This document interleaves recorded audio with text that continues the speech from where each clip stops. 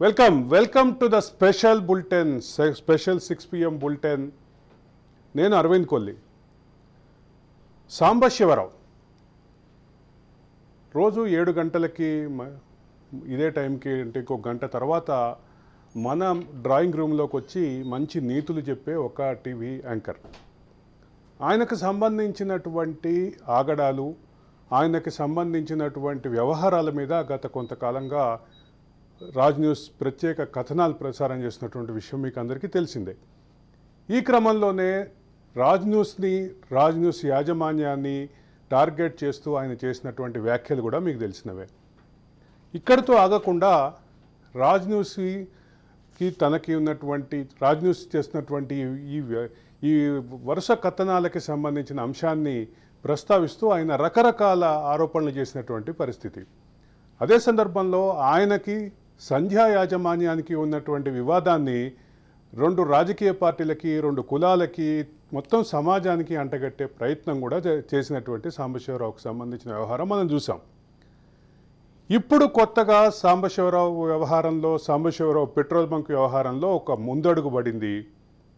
ఇప్పటికే 600 చదరపు మీటర్ల స్థలాన్ని సంధ్యా యాజమాన్యానికి అప్పగించినటువంటి హెచ్పిసిఎల్ ఈరోజు మరొక ముందడుగు వేసి ఆ 600 చదరపు అడుగులు అంటే సుమారుగా 717 చదరపు గజాలకి సంబంధించినటువంటి ఆ స్థలంలో ఉన్నటువంటి పెట్రోల్ బంకుకు సంబంధించినటువంటి కెనోపీ కూడా తొలగింపు ప్రారంభించింది. దాంతో ఆగకుండా మరొక ముందడుగేసి ఆ ట్యాంకుల్ని కూడా తొలగించడానికి ప్రయత్నిస్తోంది. మొత్తం ఇది సంధ్యా యాజమాన్యము, రాజ్ న్యూస్ మాత్రమే తనని టార్గెట్ చేసి, అదే సందర్భంలో కొన్ని రాజకీయ పక్షాలు టార్గెట్ చేసి తనని ఇబ్బందులు పాలు చేయటానికి, తన ప్రతిష్టను దిగజార్చడానికే ఇదంతా చేశారు అని చెప్పి వాదించిన సాంబశివరావు వాదనలో పసలేదని అర్థమైపోయింది. సాంబశివరావు వాదనలో డొల్లతనం ఏంటో ఈరోజు క్లియర్గా మరోసారి రుజువైంది. 600 చదరపు మీటర్ల స్థలంలో ఉన్నటువంటి అన్ని సామాగ్రిని తొలగించటానికి ఇప్పటికే రేకుల తొలగింపుతోటి ఈరోజు పని ప్రారంభించింది. ఇది ఇంతటితోటి ఆగలేదు. సాంబశివరావుకి సంబంధించినటువంటి మరో వివాదం విస్తృతంగా చర్చలోకి వస్తోంది. తెలంగాణ రాజకీయాల్ని ఊపేస్తున్నటువంటి ఫోన్ ట్యాపింగ్ వ్యవహారంలో సాంబశివరావు పాత్ర, ఈ ఫోన్ ట్యాపింగ్ వ్యవహారంలో కీలకంగా ఉన్నటువంటి వ్యక్తి అయినటువంటి భుజంగరావుకి సాంబశివరావుకు ఉన్నటువంటి సాన్నిహిత్యం కూడా ఈరోజు మరోసారి చర్చలోకి వచ్చింది. సాంబశివరావు అనేటటువంటి వ్యక్తి కాదు. ఈ ఫోన్ ట్యాపింగ్ ఆధారంగా కొంతమంది వ్యాపారస్తులని బెదిరించినటువంటి వ్యవహారంలో సాంబశివరావు పాత్ర ఏంటి అనేది కూడా ఈరోజు చర్చనీయాంశమైంది. దీనికి సంబంధించినటువంటి అంశాలు వీటన్నిటినీ ఒకసారి చూస్తే, వరుస క్రమంలో ఆలోచిస్తే, సంధ్యా యాజమాన్యానికి ఉన్నటువంటి స్థలాల్లో సగభాగాన్ని హెచ్పిసిఎల్కి లీజుకిస్తే, ఆ సగభాగాన్ని విక్రయదారుగా ఎంటర్ అయినటువంటి సాంబశివరావు కుటుంబ సభ్యులు దాంతోపాటు పక్కనున్నటువంటి స్థలాన్ని కూడా కబ్జా చేసి మొత్తాన్ని ఒక ఫ్యాబ్రికేటెడ్ డాక్యుమెంట్స్ తోటి, ఫోర్జరీ చేసినటువంటి డాక్యుమెంట్స్ తోటి ఈ మిగతా స్థలాన్ని కూడా కబ్జా చేశారనేది ప్రధానమైనటువంటి ఆరోపణ.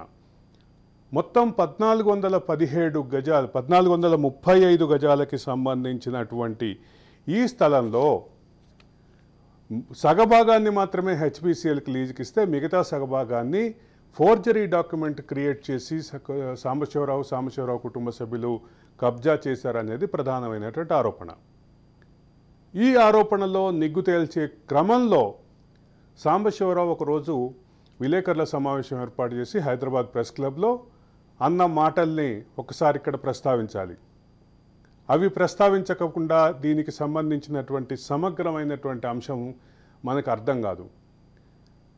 రెవెన్యూ డిపార్ట్మెంట్లు ఏది తేలిస్తే నేను అదే ఒప్పుకుంటాను, పోలీసులు ఏది తెలిస్తే నేను అదే ఒప్పుకుంటాను, హెచ్పిసిఎల్ ఏది తెలిస్తే నేను అదే ఒప్పుకుంటాను అంటూ ఒక వాదనని ఆయన ముందుకు తీసుకొచ్చారు. హెచ్పిసిఎల్ ఏమి తేలిస్తే ఏ చర్యలు తీసుకుంటే, ఏ నిర్ణయం తీసుకుంటే అదే నేను పాటిస్తాను, అదే నేను అంగీకరిస్తాను అని చెప్పినటువంటి సాంబశివరావు ఈరోజు ఈ సగభాగాల్లో ఉన్నటువంటి కెనోపీని, దాంతోపాటు కెనోపీ అంటే పైకప్పుని దాంతోపాటు మిగతా సామాగ్రిని తొలగించే పనులు చేపట్టింది. దీనికి సంబంధించినటువంటి అంశం కూడా ఈరోజు సాంబశివరావు వాదనలో డొల్లతనం ఈరోజు దీంతో బయటపడింది. ఈ చర్యతోటి మరింత క్లియర్గా బయటపడినటువంటి ఈ అంశంలో ఎక్కడ ఏం జరుగుతోంది, దీనికి సంబంధించి అసలు ఏ రకమైనటువంటి పరిస్థితి ఉంది గ్రౌండ్లో అనే విషయం మీద మా తెలంగాణ బ్యూరో చీఫ్ మహేందర్ సమగ్రమైనటువంటి వివరాలు అందిస్తారు. ఓవర్ టు యూ మహేందర్, అక్కడ గ్రౌండ్లో ఉన్నటువంటి పరిస్థితి ఏంటి, గ్రౌండ్లో ఉన్నటువంటి పరిస్థితి, అక్కడ ఏ రకమైనటువంటి చర్యలు హెచ్పిసిఎల్ చేపడుతోంది? Over to you Mahender.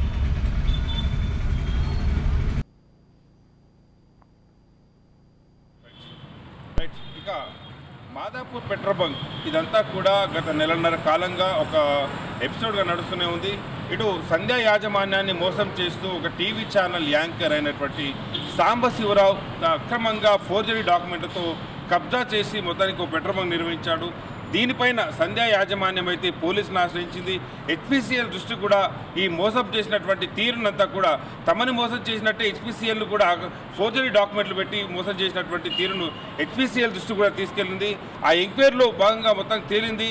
మొత్తం సంధ్యా యాజమాన్యాన్ని సాంబశివరావు అనే వ్యక్తి ఏ రకంగా మోసం చేశాడు, ఏ రకంగా ఆ ప్లాట్ను తను కబ్జా చేశాడనే దానిపైన, సాంబశివరావు పైన ఈ భూమి వ్యవహారం పైన మాదాపూర్ పోలీస్ స్టేషన్లో ఎఫ్ఐఆర్ కూడా అయింది. అలాగే హెచ్పిసిఎల్ కూడా చాలా సీరియస్ అయింది. అటు మీడియా వృత్తితో పాటు పెట్రోల్ బంకుల వ్యవహారంలో నిర్వహిస్తున్నాం, అసలు దీంట్లో మమ్మల్ని మోసం చేస్తారా అటు హెచ్పిసిఎల్ కూడా విస్తుపోయింది మొత్తంగా కూడా ఈ డాక్యుమెంట్లను చూసి. అలాగే ఆయన కుటుంబ సభ్యులపైన కూడా ఫిర్యాదులు అయితే ఇప్పటికే సాంబశివరావు పైన అలాగే కుటుంబ సభ్యులపైన అయితే ఆ సంధ్య యాజమాన్యం అయితే ఫిర్యాదు చేసింది. తాను చట్టాన్ని మాత్రమే నమ్ముకున్నాను అని సాంబశివరావు అయితే సంధ్య యాజమాన్యం అయితే వెళ్ళింది. ఆ రకంగానే తమకు న్యాయం జరిగిందని వాళ్ళంతా కూడా హర్షం వ్యక్తం చేసిన పరిస్థితి కనిపిస్తుంది. అలాగే ఈ వ్యవహారం పైన ఇప్పటికే టీవీల్లో డిబేట్లు నిర్వహిస్తూ ప్రతినిత్యం నీతి వ్యాఖ్యలు వెలువరిస్తున్నటువంటి సాంబశివరావు ఈ వ్యవహారం పైన వైసీపీ ప్రభుత్వం అలాగే సీఎం జగన్మోహన్ రెడ్డి పైన కూడా అసత్య ప్రచారాలు ప్రయత్నం అయితే చేశాడు. వైసీపీని లాగుదాం, అలాగే వైఎస్ జగన్మోహన్ రెడ్డి కుటుంబాన్ని కూడా లాగుదాం అనే ప్రయత్నం చేశాడు. అందుకు తగ్గట్టు పూర్తిగా వైసీపీని అలాగే జగన్మోహన్ రెడ్డి పేరు కూడా ప్రస్తావన తీసుకురావడంతో దానికి తగ్గ మూల్యం కూడా చెల్లించుకున్నాడు వైసీపీ నేతలతో, వైసీపీ కార్యకర్తలతో. మొత్తానికి తాను ఎన్ని రకాలుగా ఈ పెట్రోల్ బంక్ విషయంలో తాను చేసినటువంటి తప్పులను కప్పిపుచ్చేందుకు ఎన్నెన్ని ప్రయత్నాలు అయితే చేశాడో అన్నీ కూడా తాను తనకే రివర్స్గా బెరుచుకోవటాయని చెప్పొచ్చు. మరి దీంట్లో ఇటువంటి ప్రైమ్ ఏరియాలో ఒక పెట్రోల్ బంకును యాజమాన్యానికి తెలియకుండా ఒక ఫోర్జరీ డాక్యుమెంట్ చేశాడంటే తన వెనకాల ఎలాంటి శక్తులు ఉన్నాయి, తన వెనకాల ఎవరున్నారు, మరి ఏంటి ఇంత ధైర్యం ఏంటి అని కూడా భావించవచ్చు. చాలామంది ఇప్పటికే ఫోన్ ట్యాపింగ్ వ్యవహారంలో ఉన్నటువంటి భుజంగరావుతో సత్సంబంధాలు ఉన్నాయి సాంబశివరావు అని. మరి అలాంటి ఫోన్ ట్యాపింగ్ అనేది ఒక అస్త్రాన్ని పట్టుకొని మరి తాను ఇలాంటి బెదిరింపులకైనా గురి చేశాడా, ఇక హెచ్పిసిఎల్ లాంటి సంస్థలలో పనిచేసినటువంటి వారిని సైతం మరి ఇలాంటి ఫోన్ ట్యాపింగ్తో బెదిరించే ప్రయత్నం ఏమైనా చేశాడా? మరి ఇప్పటికే ఇటు సంధ్య యాజమాన్యం కావచ్చు వీరందరూ కూడా వీళ్ళు వ్యాపారస్తులు, వీళ్ళు ఎప్పుడు కూడా వ్యాపారంలో పూర్తిగా నిమగ్నమై వ్యక్తులు. మరి వీళ్ళు ఎవరెవరితో మాట్లాడుతున్నారు, ఏమేం చేస్తున్నారు, ఇవన్నీ కూడా తెలుసుకొని ఇవన్నీ కూడా ఫోన్ ట్యాపింగ్ చేయించి వీళ్ళని ఒక భయానికి గురి చేశాడా? మరి ఇవన్నీ కూడా వాళ్ళు కూడా కంప్లైంట్ ఇస్తారని చెప్పారు. దాదాపు ఇప్పటికే భుజంగరావు కూడా అరెస్ట్ అయిన నేపథ్యం భుజంగరావు కాల్ డేటా రికార్డు మొత్తం కూడా తీస్తున్నారు. ఆ కాల్ డేటా రికార్డులో ఇప్పుడు ఇలా నీతి వ్యాఖ్యలు చెప్పేటువంటి ఈ సుప్రసిద్ధులు, ఈ ప్రబుద్ధులు అనేటువంటి వీరందరి పేర్లు కూడా వచ్చే అవకాశం అయితే కనిపిస్తుంది. మరి ఈ ఫోన్ ట్యాపింగ్ వ్యవహారం వెనకాల ఉన్నటువంటి వారు, అలాగే వారిని అండ చూసుకొని వారితో పని చేయించుకొని వ్యాపారస్తులను బెదిరించి వాళ్ళ ప్రాపర్టీస్ పైన కన్నేశారంటే మరి వాళ్ళ వెనకాల ఇలాంటి బలమైన శక్తి లేదు అని మాత్రం అనలేము. ఖచ్చితంగా ఆ రకంగా అనుమానాలు చెందితే ఆ రకంగా ఎంక్వైరీ కూడా జరగాల్సిందే. ఆ భుజంగరావు కాల్ డేటా రికార్డులో మాత్రం ఎవరెవరు ఉన్నారనే దాన్ని తొందరలోనే పోలీసులు బయటపెట్టే అవకాశం అయితే కనిపిస్తుంది. సో ఇప్పుడు మరి ఈ ప్లాట్ గురించి మనం మాట్లాడుకున్నట్లయితే ఇప్పటికే సంధ్య యాజమాన్యం అయితే మరి పోలీసులను ఆశ్రయించింది, హెచ్పిసిఎల్ను ఆశ్రయించింది. తాము మోసపోయామని తమ ప్లాట్కు తమకు ఇవ్వాలని చెప్పేసి తాము చట్టాన్ని నమ్ముకున్నామని పోలీసులను ఆశ్రయించారు. పోలీసులు కూడా ఎఫ్ఐఆర్ నమోదు చేశారు. 420 కేసు పెట్టారు సాంబశివరావు పైన. పెట్రోల్ బంక్ వ్యవహారం మొత్తానికి హెచ్పిసిఎల్ పోలీసులు వీరంతా కూడా సపోర్ట్తో మొత్తానికి సంధ్య యాజమాన్యానికి అయితే తిరిగిచ్చే ప్రయత్నం చేశారు. ఆ రకంగా డెస్మెటల్స్ కూడా పూర్తిగా జరుగుతున్న ప్రక్రియ. ఇప్పటికే ఒక ప్లాట్ఫామ్ అయితే వాళ్ళంతా కూడా ఇచ్చేసిన పరిస్థితి. అలాగే ఇప్పుడు సన్ రూఫ్ ఏదైతే ఉందో ఈ రూఫ్ అంతా కూడా తొలగించేసి పూర్తిగా ఈ ప్లాట్కు ఫేక్ డాక్యుమెంట్ క్రియేట్ చేసినటువంటి ఈ ప్లాట్కు ఎలాంటి సంబంధం లేకుండా ఇప్పటికే బౌండరీ ఒకటి ఫిక్స్ చేశారు. ఇప్పుడు కింద బౌండరీ ఫిక్స్ చేసింది కాబట్టి పైన కూడా ఈ రూఫ్ కూడా ఉండకూడదు అని ఇటు హెచ్పిసిఎల్ఏ మొత్తానికి దగ్గరుండి ఇవన్నీ క్లియర్ చేసిస్తున్న పరిస్థితి కనిపిస్తుంది. సో ఎవరైనా సరే ఎంతటి వారైనా సరే ఫేక్ డాక్యుమెంట్ సృష్టించినా ఎలాంటి తప్పులు చేసినా కూడా ఇక్కడే దొరికిపోవాల్సిందే. ఖచ్చితంగా అలాగా సాంబశివరావు వ్యవహారంలో అయితే జరిగింది. ఇంకా ఫోన్ ట్యాపింగ్ వ్యవహారంతోనే ఇంకా ఎవరైనా బెదిరించారు, మరి ఆ రకంగానే ఇది కూడా జరిగిందా అనే దానిపైన కూడా ఇప్పటికీ యాజమాన్యం అంతా కూడా అనుమానాలు వ్యక్తం చేస్తుంది. సో త్వరలోనే అనేక విషయాలు అయితే బయటకు వచ్చే అవకాశం అయితే కనిపిస్తుంది. మొత్తానికి సంధ్య యాజమాన్యానికి తాము మోసపోయినటువంటి ఫేక్ డాక్యుమెంట్లతో తమ ప్లాట్ ఎవరైతే కబ్జా చేశారో ఆ కబ్జా నుంచి ఆ చెర నుంచి అయితే మొత్తానికి సంధ్య యాజమాన్యానికి తమ ప్లాట్ అయితే వచ్చిందని చెప్పొచ్చు. ఆ రకంగా వర్క్ కూడా స్పీడప్గా జరుగుతున్న పరిస్థితి కనిపిస్తుంది. Yeah, thank you Mahender. Telangana bureau chief Mahender Reddy ఇచ్చినటువంటి గ్రౌండ్ రిపోర్ట్ చూసాం. అంటే ఒక విషయం ఏంటంటే తెలంగాణ రాష్ట్ర ప్రభుత్వంలో గత రాష్ట్ర ప్రభుత్వంలో 10 ఏళ్ల పాటు ఉన్నటువంటి అత్యంత కీలకమైనటువంటి వివాదంగా ఉన్నటువంటి ఇప్పుడు మొత్తం రాష్ట్రాన్ని దేశం దృష్టిని రాష్ట్రం దృష్టిని ఆకర్షిస్తున్నటువంటి ఒక స్కామ్కి సంబంధించినటువంటి నిందితుడు భుజంగరావుకి సంబంధించినటువంటి సాంబశివరావు సాన్నిహిత్యంతో పాటు సాంబశివరావు ఆ సాన్నిహిత్యంతో చేసినటువంటి వ్యవహారాలు, ఇది ఒక ప్రధానమైనటువంటి చర్చలోకి వచ్చింది. ఇప్పుడు ఈ అంశంలో మరింత ముందుకెళ్లే ముందు ఒక రమేష్ బాబు అనేటటువంటి ఒక బాధితుడు ఫోన్ చేశారు. ఆయన తన అభిప్రాయాలు ఏదో చెప్పాలనుకుంటున్నారంటే ఒకసారి రమేష్ బాబు గారి దగ్గరికి వెళ్దాం. రమేష్ బాబు గారు నమస్కారం. నమస్కారం అండి. ఆయనకి 44 సంవత్సరాల క్రితము నేను ఒక బార్ ఇప్పించానండి లీజ్ కి. ఓకే. అది dance bar, new dolphin bar and restaurant అని. ఓకే. ఆయనకి పెట్టుబడి తక్కువ అయితే ₹1,00,000 అప్పు ఇప్పించాను. ఓకే.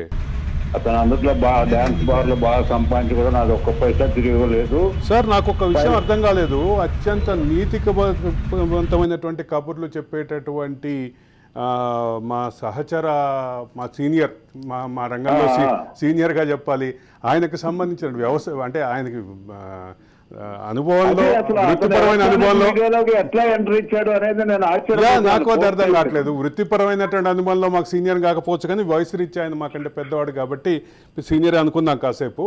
అయితే ఆయన మాట్లాడే మాటలన్నీ నీతిపరమైనటువంటి వాక్యాలు, చాలా అద్భుతమైనటువంటి మాటలు మాట్లాడతారు. అటువంటి వ్యక్తి డాన్స్ బార్ నిర్వహించడం ఏంటి సార్?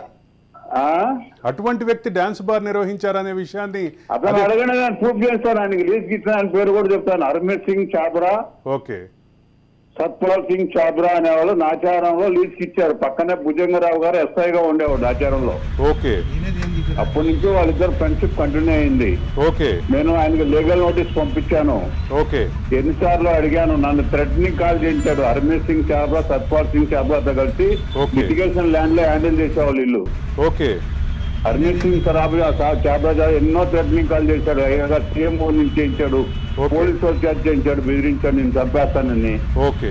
అతని ఫేస్బుక్ అకౌంట్ లో నేను మెసేజ్లు పెట్టాను, kindly send back my money అని చెప్పి. ఓకే. ఓకే. దాని గురించి ఆ మెసేజ్ డిలీట్ చేయించి నన్ను థ్రెటనింగ్ కాల్ చేయించేవాడు చాలా. ఓకే. ఈవెన్ మీరు ఎక్కడొచ్చి చెప్పమన్నా ఇది చెప్పడానికి రెడీగా ఉన్నా, నాకైతే ఏం సెక్యూరిటీ లేదు. ఓకే. నేను అసలు ఒక టైంలో అనుకున్నాను, అతను థ్రెటనింగ్ కాల్ చూసి అతని మీద డైయింగ్ డిక్లరేషన్ ఇద్దాం అనుకున్నా ఫస్ట్ క్లాస్ మేజిస్ట్రేట్ కోర్టులో. ఓకే. అది అండి అతని పరిస్థితి. అంటే మరి అతన్ని మీ ఎలక్ట్రానిక్ మీడియాలోకి ఎలా రాగలిగాడు అనేది మీరు తెలుసుకోవాలండి. అది అతని మీద లక్షల అభియోగాలు ఉంటాయి, ఎంతమందియో అవన్నీ నేను చెప్పకూడదు, ఎందుకంటే ఇంకోళ్ళ విషయం నాకు అవసరం లేదు. ఓకే. ఎంతమందికి డబ్బులు తీసుకుని ఎవరికి డబ్బులు ఇవ్వడు ఆయన. ఓకే.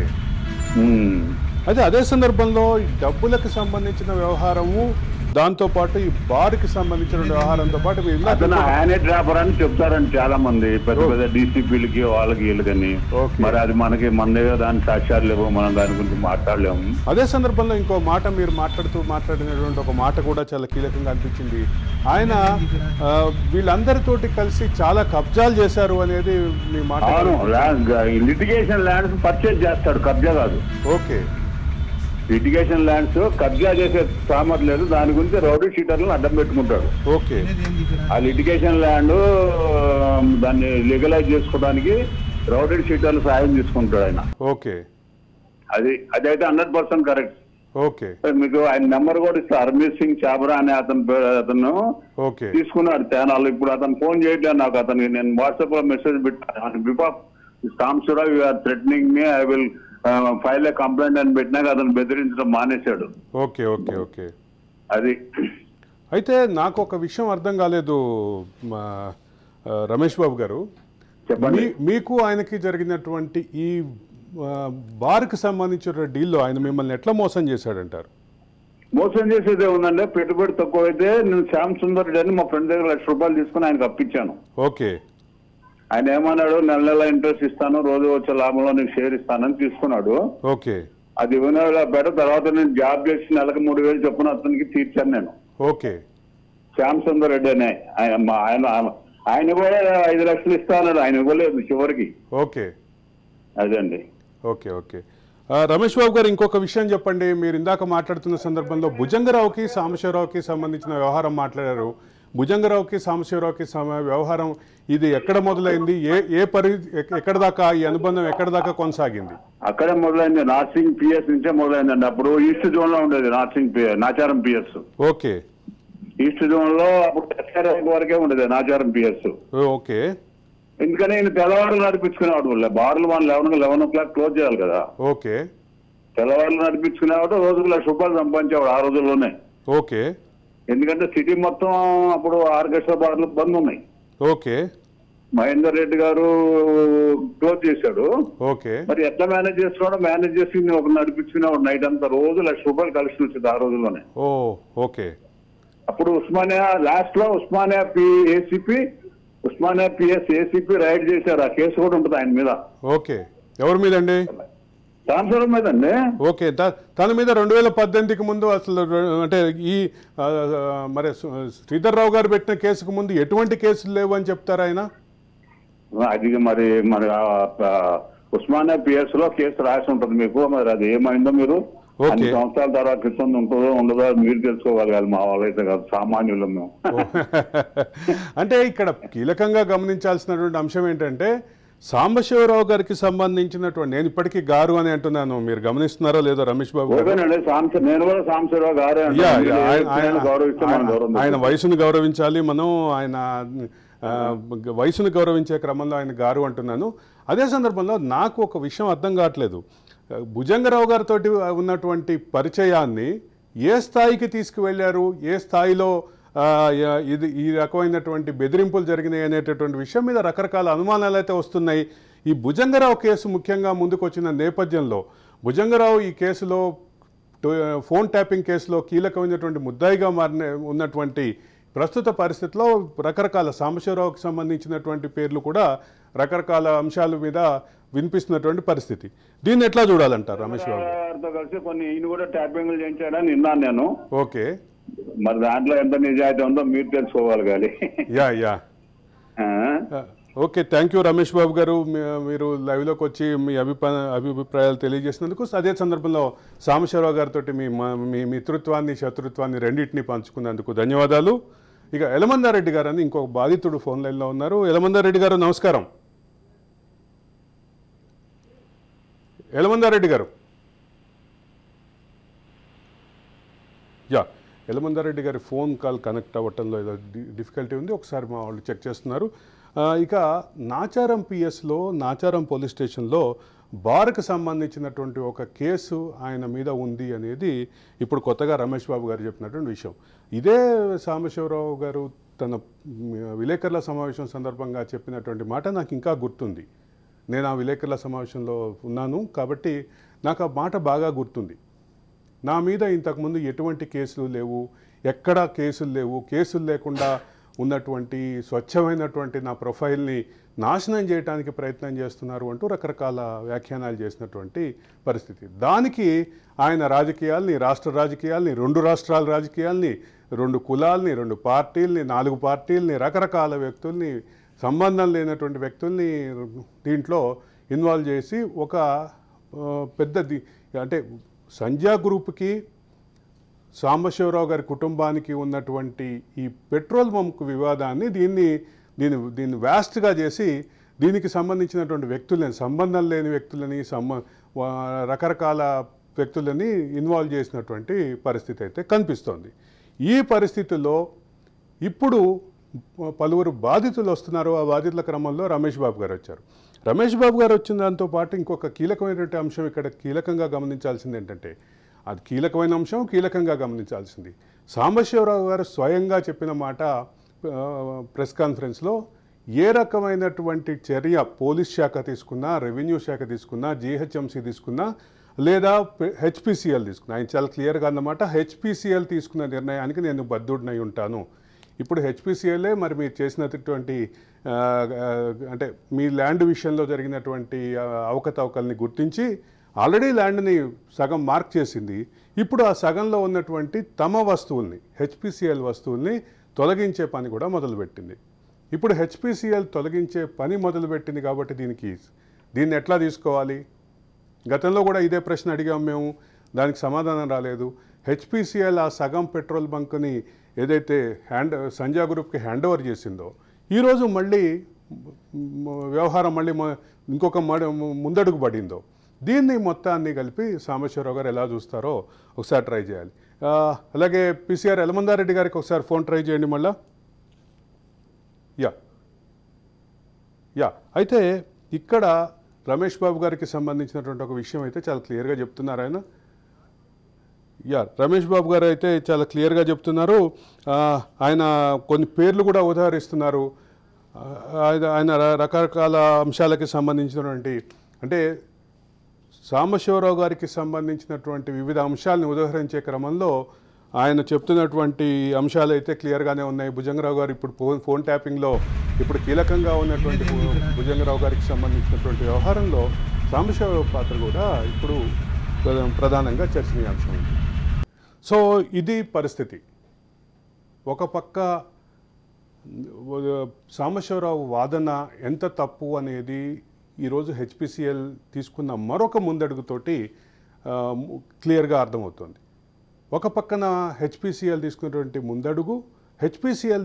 ముందడుగుకి సంబంధించినటువంటి నేపథ్యం, వీటన్నిటినీ పరిశీలిస్తే క్లియర్గా అర్థమవుతుంది. రెండో పక్క మిగతా సగానికి సంబంధించి కూడా లీగల్ ప్రాసెస్ ఇనిషియేట్ అయింది. దాని రిజల్ట్ కూడా త్వరలోనే చూస్తాం మనం. అయితే సాంబశివరావు చుట్టూ వస్తున్నటువంటి అంటే సాంబశివరావు భుజంగరావు మధ్య ఉన్నటువంటి అనుబంధం, ఈ అనుబంధానికి సంబంధించినటువంటి రకరకాల ఆరోపణలు వస్తున్నటువంటి నేపథ్యంలో ఇప్పుడు తెలంగాణ ప్రభుత్వం ప్రతిష్టాత్మకంగా భావించి ఏదైతే అంశం తీసుకుందో ఆ అంశం చుట్టూ మళ్ళీ ఆలోచిస్తే అక్కడ కూడా సాంబశివరావు పేరు వినిపిస్తుంది. కాబట్టి ఒక సమగ్రమైనటువంటి విచారణ అయితే జరగాల్సిన అవసరం ఉంది. ప్రతి అడుగులోనూ పకడ్బందీగా వెళ్తున్నటువంటి టెలిఫోన్ ట్యాపింగ్ అంశంలో ఏదైతే తెలంగాణ పోలీస్ శాఖ ప్రవర్తిస్తుందో, ముందడుగేస్తుందో, దాంట్లో ఉన్నటువంటి నిందితులందరి ఫోన్లకు సంబంధించిన కాల్ డేటాని పరిశీలించాల్సిన అవసరం అత్యంత అవసరంగా ఉంది. కాల్ డేటా పరిశీలిస్తే ఇప్పుడు మరింత క్లారిటీ వచ్చేటటువంటి పరిస్థితి ఉంది. ఇది అంటే సాంబశివరావుకు సంబంధించినటువంటి పెట్రోల్ బంక్, సాంబశివరావు కుటుంబ సభ్యులకు సంబంధించిన పెట్రోల్ బంక్ వివాదంలో ఒక ముందడుగు. అదే సందర్భంలో రాజ్ న్యూస్ని, సంధ్యా యాజమాన్యాన్ని టార్గెట్ చేస్తూ సాంబశివరావు చేసినటువంటి విమర్శల్లో పట్టు లేదు, విమర్శల్లో పసలేదు అని చెప్పడానికి సంబంధించినటువంటి నిదర్శనం. ఇది ఈరోజు special debate. Stay tune to Raj news.